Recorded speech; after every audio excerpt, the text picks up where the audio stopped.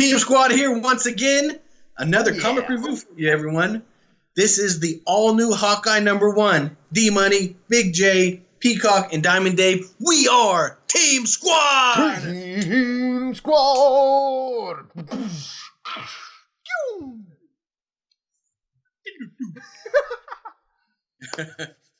This review, we're going to be covering Hawkeye #1, all new Hawkeye #1. All new Hawkeye. It's a big week for Hawkeye in general. It's a big week. It's a big week for that writer.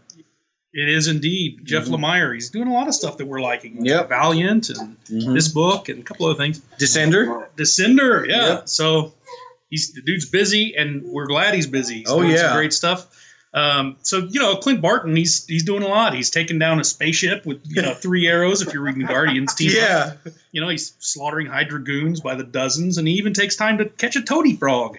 Yeah, get some nice, beautiful watercolor art. His childhood, and bouncing around in foster homes adds some real depth to his character. Yes, it's pretty gripping storytelling. Both, 2 different stories here. So. Yeah, you really want to find out what's going to happen, especially when the door closes and he's standing there by himself, right? And Kate's still trapped in the base. So it's going to be interesting to see where this goes.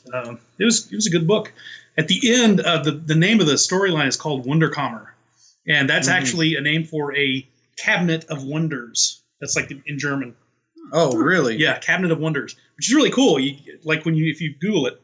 You see like images of, they've got these cabinets, all just a variety of different odds and trinkets and, things. Okay, I didn't know that. So Big J, you didn't know that. Big J's right here to help you out. Yeah, so a great start for this series. Really liked it. Yeah. Cool. Yeah. Peacock, what did you think? Yeah, I thought it was good too. I like the watercolors for the pastime, and I like the bold like reds and blues for the future time. Right. And he really doesn't know how to hold many friends or keep people around him. Yeah. Because him and his brother, whoever he was living with, were fighting over the frogs and cutting the grass, and then there he goes and somebody beats up the dad with a rock. Yeah. And then him and Katie are just yelling at each other while they're taking down AIM goons left and right, or Hydra goons. Yeah. Right? It's pretty dysfunctional. That's a good observation. Yeah. He's very... So, yeah, I mean, all in all, it was a good book. I really liked it. So Cool. What'd you think, Dave? Absolutely beautiful. Just the pink and purple for the flashbacks was nice color choice. Really great contrast from style to style for time periods. Honestly, I almost thought that it should come with a trigger warning for because it does deal a lot with some pretty touchy issues that might have some adverse effects for people that have been through these kind of experiences. But it's good that they're addressing them in this manner, especially the 2 pages where you've got his foster brother, his brother, but sharing the foster home with him. And he confronts their foster dad, and you goofballs. And you just... It's real. Yeah, and the blood smears that it puts over that, it was gripping. It was just like, oh man, wow. Yeah. Well, look at where it all starts. It all starts in Iowa. No way. Yeah. Yeah, some of the artwork here and the things that the artist does with the panels, and you've got the childhood memory inside of the Hydra goon flying with an arrow in his chest. That was cool. Yeah.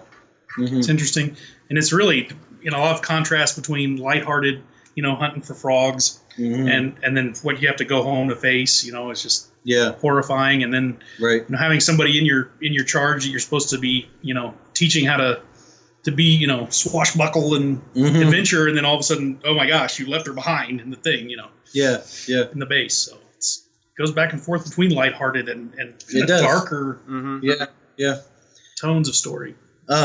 Yeah, very, very cool book. It's about so here we got this character Hawkeye, and he's been around forever. Yeah. Everyone has seen the superhero Hawkeye. Everyone has seen the agent, and we're all familiar with that. But we don't. Who is he exactly? Yeah. And who is Clint Barton? And I think it's kind of cool because I guess he's not. You wouldn't really think of him as like a blockbuster superhero character. In the Avengers, he's kind of one of the weaker Avengers. So there hasn't really been, so in order to give him, so it's kind of like an unexpected character to give his own book to, Well, typically they try and give the underpowered characters more character development. Yeah. To give them, as much interest. Yeah. And plus, the image of a bow and arrow is dynamic. And, you got to have, in any team, if you just pack them full of superpowered people that can do anything, you're not going to have a whole lot of what's the word? Comparison to show, how strong is Thor? Well, if you put Hawkeye next to him, Hawkeye wields a bow and arrow. Yeah. Thor can, knock around with the Hulk. So it provides good comparison to power levels when you have somebody like that on the team. So yeah. Do you guys know that it's pretty significant at the end, the image that's upside down? Yeah, like the circus or the carnival. Yeah. You know what the connection is there with Hawkeye? Well, I'm guessing that's where he got his acrobatics and various other types of training. Absolutely. That's classic story, run away and join the circus. Yeah. That's where he was trained. He was trained by the swordsman to shoot the bow and arrow and to wield a blade as well, and acrobatics. It's very cool to get Carson Carnival. Is that what it said? Carson Carnival, yeah? I believe so, yeah. Yep. It's Carson cool. Carnival of Traveling Wonders. The inside look at a superhero that we've known for years and years and years, but is also so human, Sure. and so relatable, and has had experiences that some other people have or close to that, the art's super. You got this really cool watercolor art, and the tones for all the clips whenever he's a child, it stays inside the same realm as far as the tones of the colors, which is really cool. And then whenever it goes into the panels where it's the current Hawkeye, it's really, really different. And sometimes for me, I don't like such a swift change, but it really worked in this comic for some reason. Yeah. And it does in those panels. It is a little bit of an exercise of minimalism, as you can see. There's not too much shading, but all pretty cool poses. All the action scenes. Some panels have some really good inking in them. So very, very, very cool job to be able to pull that off. Two styles so different. Yeah, well, I think this would be pretty much your classic textbook example of when it works right to swap art styles drastically. Yeah. Another interesting thing here is Hawkeye. His older brother is actually. They're probably going to show you who he turns out to be. So I don't want to spoil anything because you guys may not know who his brother becomes. But we see there when is he peeling potatoes or he's got a rock or something. He didn't have to go in and confront the father because his older brother was there to do that for him. So if the roles were changed, maybe Clint would have become somebody different if he was the one that had to confront this animal that they had to go home. Oh, wow. And deal with. So, and then it's all about kind of loss of innocence. And now Kate is in his, his charge, his protege. Right. And she's right there in the middle of it, and he's racing to get to her, but we don't know what's going to happen, So maybe it's going to be interesting to see the whole loss of innocence theme, with the children at the end. Yeah. I think Good point. Yeah. I enjoyed it. Very cool. Yeah. Little vigilante. Yeah. Yep. Yeah. Adam. All new Hawkeye #1. There you go. We recommend it. Stay tuned. Off to a great start. Yes. Of Team Squad. Team Squad. Stay tuned.